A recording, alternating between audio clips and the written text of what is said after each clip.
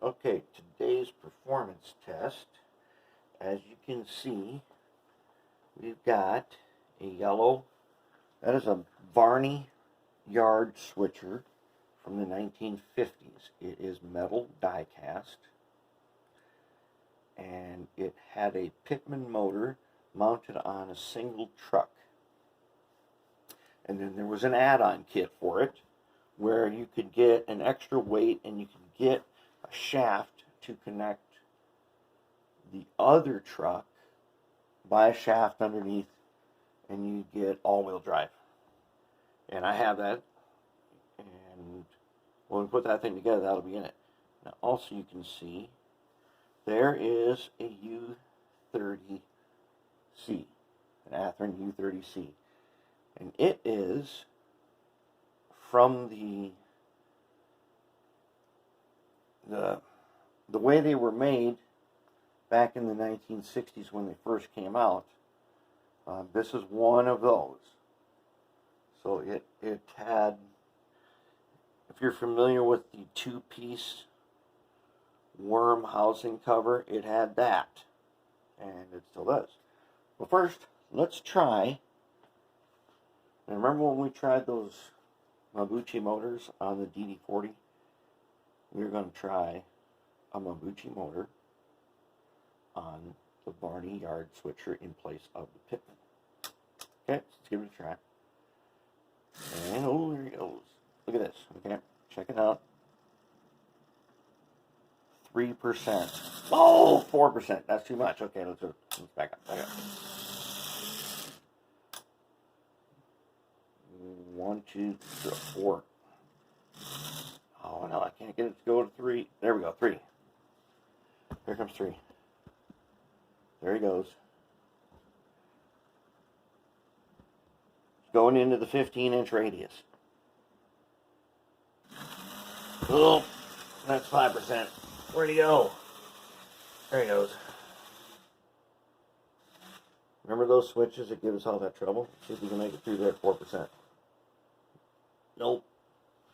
I knew it. I haven't done anything to these switches yet, which is not that good because it gives me troubles.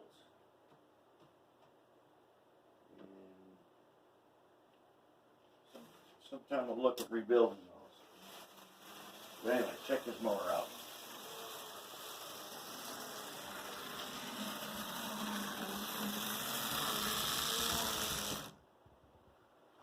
Okay, zoom in on him so you can see what we did. We put the Mabuchi motor in place of the Pitman, used goop to glue it, and now we've got a match. Now, once again, I had to reverse it because it's sitting with the flat side down.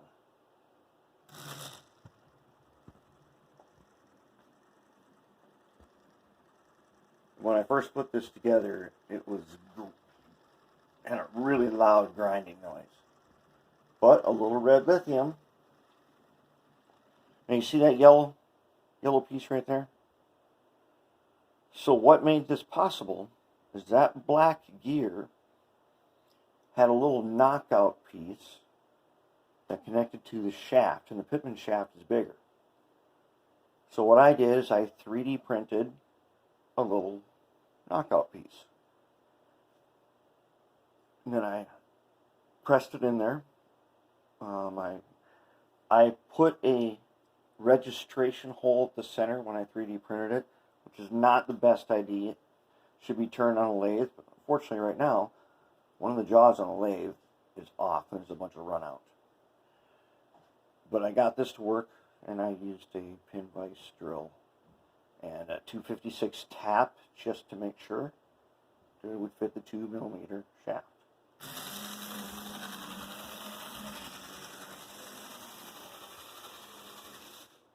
And as you can see, it does. And all we've got is one truck pickup. All right, let's give these switches another try. See if we can make it so we can get up the U30C. No! Look with this spot right here.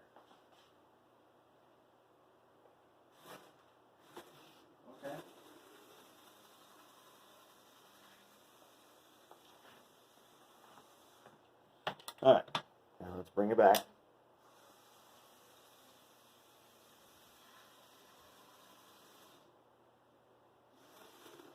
See if I can get it to go slow enough. There we go. We got 3%. Do you see him? Running through those switches. He's moving. He's moving slow.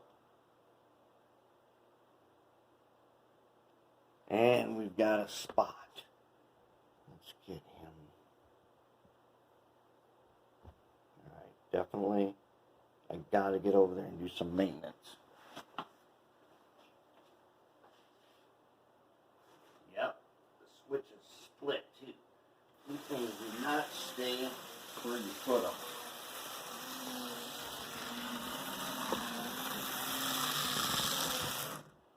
Alright, let's move him out. Okay, how are we going to get him out of there?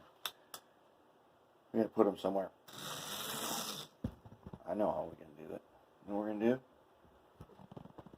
We're going to use the sky crane.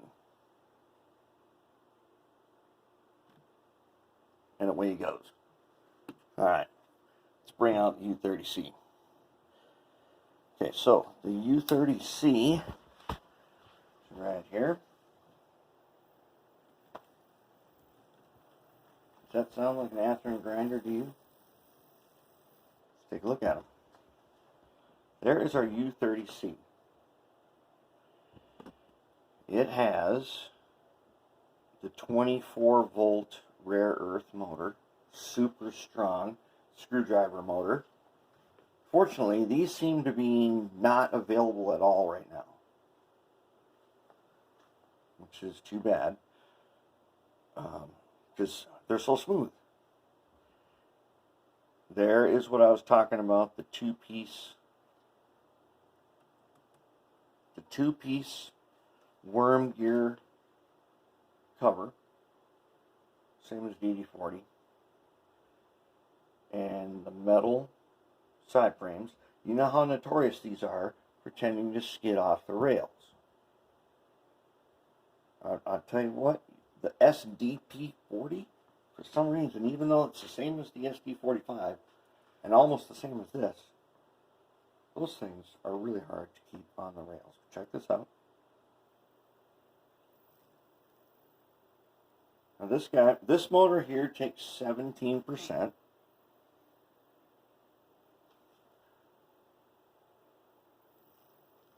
There's 25%. So a quarter of our voltage, like a little less than 3 volts. Going around the 15. Going around the 15-inch radius right now. And you can't even hardly hear them. Everything that's yellow on there was 3D printed.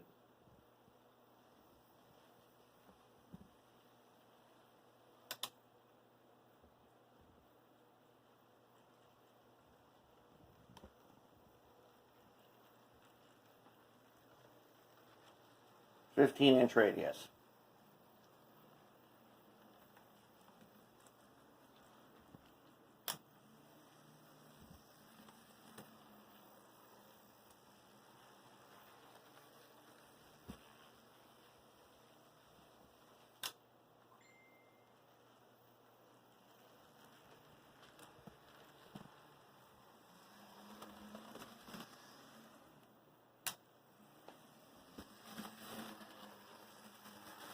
Hear that? We're not even getting the grinding haircut sound.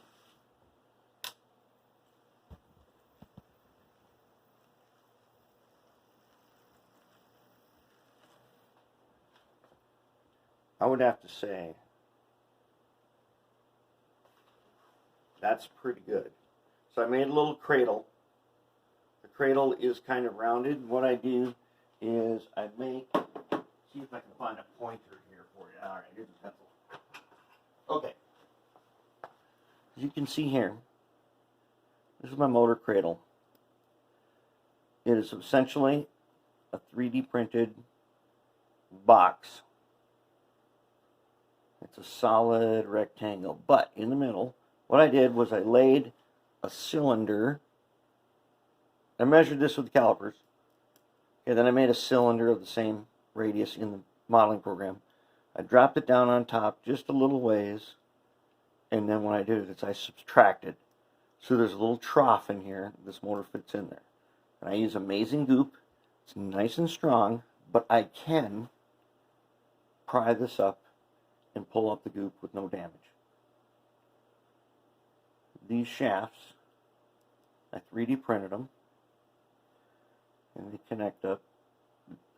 And the reason I did that is this has a 2mm shaft motor. The original Athearns, the motor that was in here, the old gray motor, it's got a bigger shaft. So the black couplings that it came with couldn't be used. So that's not really a problem because we took care of it. Alright, again, she's going to look like a beauty. You know how to tell front end on these? See if you can see that. Let's see if you can see. Front end is right there. What you're looking at right there, headlight mount. And when we put this on here, I'll add a couple of lead weights in the top of this, and then it'll be super silent.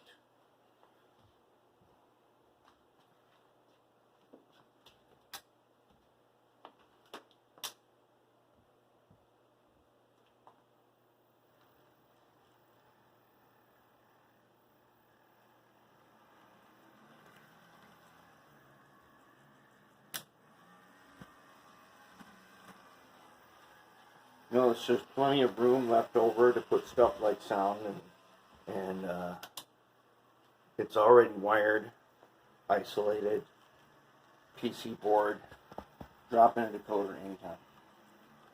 15-inch radius, pretty sweet.